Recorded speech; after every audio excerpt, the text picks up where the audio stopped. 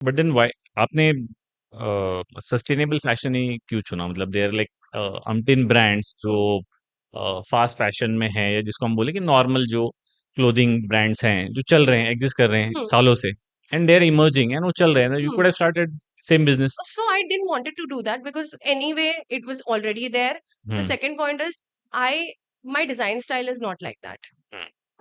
मैं कितना ही ट्राई कर लूं because I was starting a e-commerce platform, a D2C brand basically. My partner was always like कि like we have to design pieces which are very buyable, जो उस category में आ जाए, जो बहुत जल्दी आ जाए, जो 2000 अप्रॉक्स की कैटेगरी होती है, बट वो मुझसे नहीं बन पाता था. मैं उसमें ये नहीं कर सकती कि मैं आपको कुछ बनाया हुआ आंसर दे दूं वो चीज. I always end up making like if I have made a plain dress जिसमें मैंने सोच लिया कि ठीक है I am going to stick to the pricing which I have been asked to stick to, but वो नहीं हो पाता है बिकॉज अगर आप उसमें कुछ ऐड करोगे, like you want a little bit of detailing, कुछ एक्स्ट्रा चीजें चाहिए, तो वो धीरे धीरे धीरे धीरे उसका कॉस्ट एडअप होते बढ़ता जाता है. जाएगा. या even if you add like two brass buttons to a particular outfit, your cost increases, और good with good 10 to 15%. तो आप ऐसा नहीं कर सकते कि, और फिर सस्टेनेबल क्लोथिंग में ना कुछ वो नहीं है, एक बॉटम ऐसे टॉप लाइन नहीं है. ओके. आप जितना डिजाइन उसमें डालोगे, जितनी पर्टिकुलैरिटी उसमें डालोगे, वो बढ़ता एक्सपेंसिव ही होते जाएगा, वो जाएगा. बढ़ते ही जाएगा. तो मुझे भी ओवर द ईयर्स रियलाइज हो गया है कि मुझे मेरा डिजाइन स्टाइल ये है, और हर डिजाइनर का एक डिजाइन स्टाइल होता है. If somebody is pricing their products extremely on the budget end, तो फिर उनका डिजाइन स्टाइल वैसा है. मेरा जो डिजाइन स्टाइल है, मैंने उसमें समझ लिया है कि I will be able to make products जो इतने इतने प्राइस के होंगे, और मैं एकदम से चाहूं कि मैं मासिस का ब्रांड बन जाऊं, तो वो मेरे लिए पॉसिबल नहीं रहेगा. मुझे धीरे धीरे ही इसमें ग्रोथ करनी पड़ेगी, क्योंकि मैं जो प्रोडक्ट सेल कर रही हूँ पहले कस्टमर ट्राई करेगा. So hmm. I have customers on my website.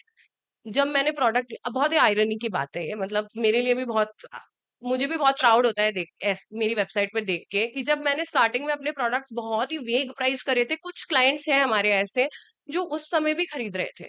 Okay. मतलब जब, एट दैट प्राइसिंग. yes, हाँ. at that pricing, which was literally like 35,000, 40,000, and like big pricing, and people were buying products, but there were very few people, hmm. very few people, because in the end, there's just 1% women, because right now my brand is completely for women. तो 1% है India की औरतें जो जो pricing मैं offer कर रही हूँ वो खर्च कर सकती है, और करेक्ट. सब लोग उनके पीछे हैं.